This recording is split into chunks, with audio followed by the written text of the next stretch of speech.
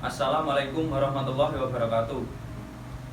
Perkenalkan, nama saya Wilis Arimurti Bahtiar, kelas 11 IPS 1, absen 33, sekolah SMA Negeri Jenggawa. Perkenalkan, nama saya Ahmad Zainal Arifin dari kelas 11 IPS 1, absen 04 dari SMA Negeri Jenggawa. Perkenalkan, nama saya Aldi Bahtiar dari 11 IPS 1, nomor urut absen nomor 5, sekolah SMA Negeri 1 Jenggawa. Perkenalkan, nama saya Ilham Priyonggo, nomor absen 14 dari kelas 11 IPS 1, sekolah SMA Negeri Jenggawa. Perkenalkan, nama saya Indre Kasafitri dari kelas 11 IPS 1, absen 15, sekolah SMA Negeri Jenggawa. Perkenalkan, nama saya Nirwana Dewayani Putri dari kelas 11 IPS 1, absen 21, sekolah SMA Negeri Jenggawa. Di sini kami akan menjelaskan tentang sejarah kehidupan Nabi Muhammad SAW. Nabi Muhammad SAW adalah nabi terakhir yang diutus ke muka bumi untuk membawa umatnya ke jalan yang benar. Beliau lahir dari seorang ibu bernama Siti Aminah dan ayahnya yang bernama Abdullah, yang dilahirkan pada hari Senin 12 Rabiul Awal atau 22 April 571 Masehi di kota Mekah pada tahun Fil atau Gajah, dan wafat pada tanggal 8 Juni 632 Masehi di Madinah dalam usia 63 tahun. Nabi Muhammad dilahirkan dalam keadaan yatim karena ketika Nabi Muhammad masih dalam kandungan, Abdullah telah meninggal dunia. Nabi terakhir dari keluarga bangsawan Bani Quraisy, nama lengkap Muhammad bin Abdullah ini merupakan seorang yang terakhir dari keluarga Bani Quraisy yang membawa ajaran agama Islam. Nama Muhammad artinya orang yang terpuji. Nama ini diberikan oleh kakek tercinta, yaitu Abdul Muthalib. 2. Peristiwa Tahun Gajah. Peristiwa Tahun Gajah merupakan peristiwa terjadinya penyerbuan kota Mekah oleh pasukan Abraham. Pada masa kelahiran Nabi Muhammad SAW yang diabadikan dalam surat Al-Fil ayat 1-5 yang berbunyi, Bismillahirrahmanirrahim. Alam tara kaifa fa'ala rabbuka bi ashabil fil. Alam yajkaitahu fi tadli wa arsala alaihim tayran ababil tarmihim bijaratin min sijil faja'alahum ka'asfin ma'kul. Artinya, tidakkah engkau Muhammad perbaiki bagaimana Tuhan telah bertindak terhadap pasukan gajah?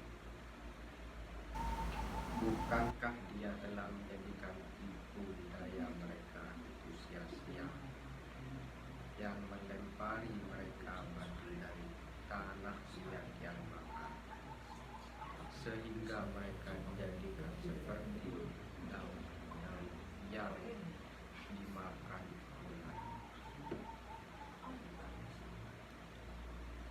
Pasukan bergajah ini hampir lebur mendapatkan azab dari Allah Subhanahu wa Ta'ala. Di masa inilah kemudian lahir seorang akhirus zaman, yaitu Muhammad dari pasangan Abdullah dan Siti Aminah. Peristiwa inilah yang menandai tahun kelahiran Nabi Muhammad SAW dan pada akhirnya disebut tahun gajah. 3. Masa kecil Nabi Muhammad SAW.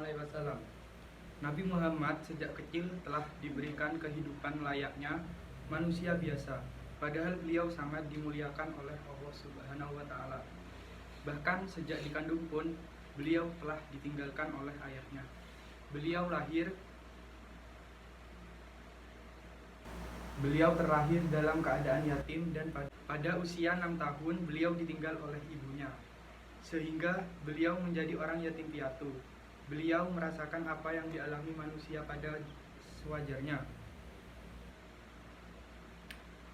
Dan di usia 8 tahun Nabi Muhammad ditinggal oleh kakeknya Abdul Muthalib. Kehidupan yang beliau jalani dapat menjadi panutan seluruh umat Islam di dunia. Nabi Muhammad disusui oleh Suaibah selama 3 hari dan oleh kakeknya beliau disusukan kepada Halimatus Sa'diyah dan berada dalam asuhan kurang lebih 6 tahun. Dalam usia 5 bulan beliau sudah bisa berjalan dengan lancar pada usia 9 bulan sudah belajar berbicara atau sudah lancar berbicara. Semasa kecilnya beliau juga telah mengembalakan kambing. Abu Thalib, paman Nabi Muhammad SAW, mengajak berdagang ketika Nabi Muhammad berusia 12 tahun. Beliau berdagang di negeri Syam. Beliau diasuh pamannya setelah ditinggal wafat kakeknya, dan pengasuh serta menjaga Nabi Muhammad sampai umur 41 tahun. 4. Dibelahnya dada Muhammad. Malaikat Jibril menelentangkan Nabi Muhammad di usianya ke-4 tahun, lalu membelah dadanya dan mengeluarkan hati serta segumpal darah dari Nabi Muhammad SAW. Kemudian malaikat Jibril mencucinya dan menatanya kembali ke tempatnya,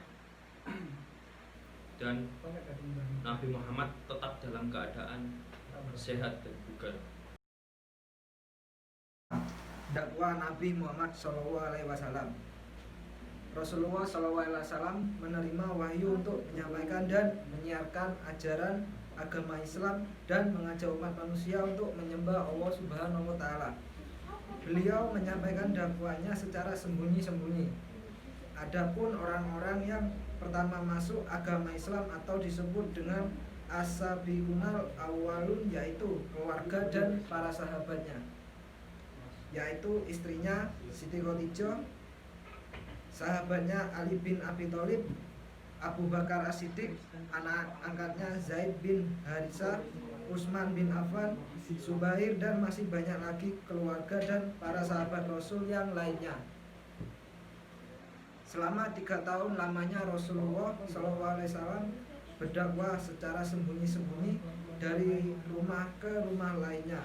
Kemudian turunlah surat Al-Hijr 94, Quran surat 15 ayat 94, yang artinya, maka sampaikanlah secara terang-terangan segala apa yang telah diperintahkan kepadamu dan berpalinglah dari orang-orang musyrik.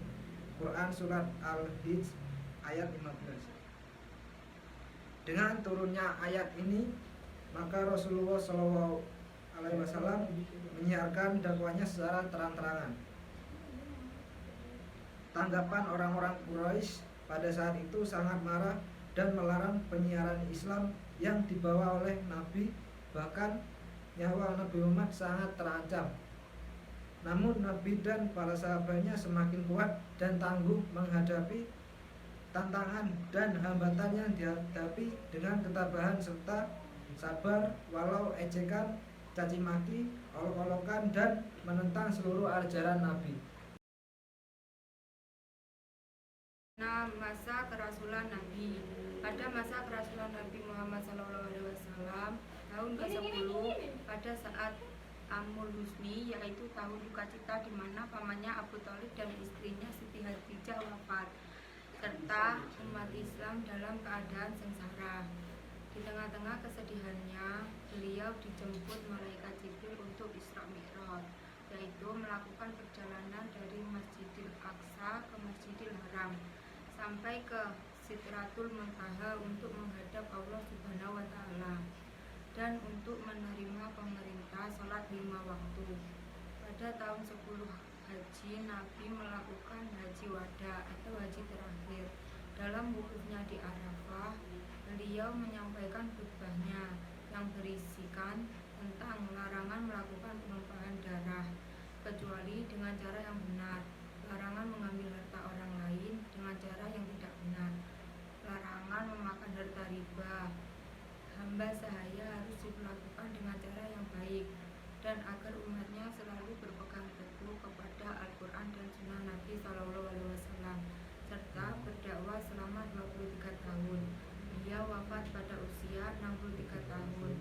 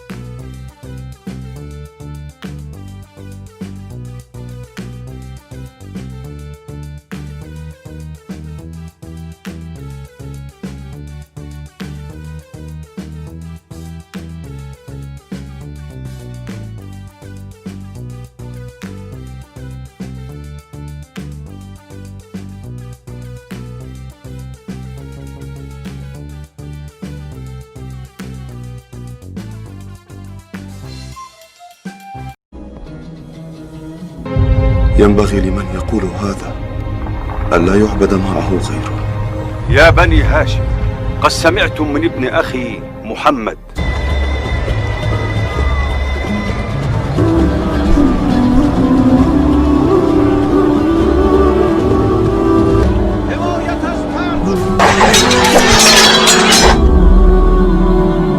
يقول: اعبدوا إلها واحدا ولا تشركوا به شيئا واتركوا ما يقوله آباؤكم. والله لا نؤمن به ولا نصدقه ولو جاءنا بكل آية. أشهد أن لا إله إلا الله وأن محمدا رسول الله.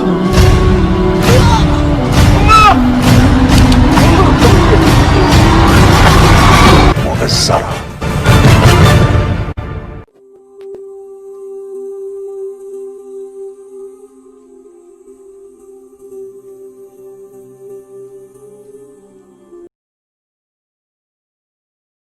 بسم الله الرحمن الرحيم. قل يا أهل الكتاب تعالوا إلى كلمة سواء بيننا وبينكم ألا نعبد إلا الله ولا نشرك به شيئا ولا يتخذ بعضنا بعضا أربابا من دون الله فإن تولوا فقولوا اشهدوا بأننا مسلمون. لا إكراه في الدين، قد تبين الرشد من الغي، فمن يكفر بالطاغوت ويؤمن بالله فقد استمسك بالعروة الوثقى لا انفصام لها، الله سميع عليم.